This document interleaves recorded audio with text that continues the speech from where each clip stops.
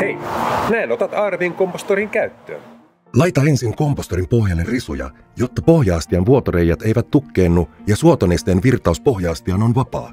Risukerroksen päälle voit ripotella hieman kompostikuiviketta ja herätettä, jonka jälkeen voit alkaa lisäämään maatuvia puutarhaa ja elintarvikejätteitä. Pilko isot osat pienemmiksi, jolloin ne kompostoituvat nopeammin. Kun kompostoit puutarhajätettä, älä lisää sitä kerralla isoja määriä kompostoriin, vaan lisää puutarhajätettä biojätteen lisäyksen yhteydessä. Mikäli massa-aines on liian kosteaa, lisää kuiviketta tarpeellinen määrä, jotta kompostorin kosteustasapaino pysyy oikeana.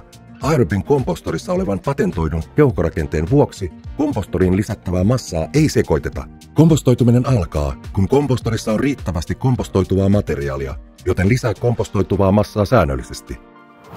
Näin onnistut ja luonto kiittää. Kompostoida voit myös talvella. Huolehdi talvellakin kompostin täyttämisestä. Kompostorin voit tyhjentää tarpeen mukaan, kun kompostoitunutta massaa on kompostorissa riittävästi. Biojätteen keräys tai kompostointi tulee pakolliseksi yhä useammissa kodeissa. Biojätteen keräys laajenee koskemaan 1-4 asunnon kiinteistöjä. Jos kompostoit keittiössä syntyvän biojätteen, muista ilmoittaa siitä jätehuoltoviranomaisille. Ilmoitusvelvollisuus koskee myös vapaa-ajan kiinteistöjä sekä haja-asutusalueiden omakotitaloja. Katso myös video. Näin kasaat kompostorin helposti.